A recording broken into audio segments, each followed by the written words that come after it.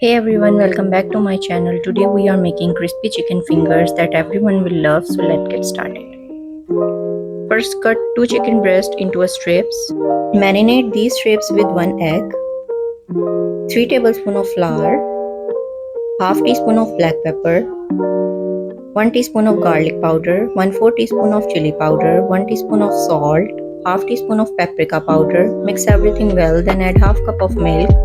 Mix well and marinate it for 3 hours. For the coating, take 2 cup of corn flour, half teaspoon of salt, half teaspoon of chili powder, 1/4 teaspoon of black pepper powder, half teaspoon of oregano, half teaspoon of garlic powder. Crush them and set aside.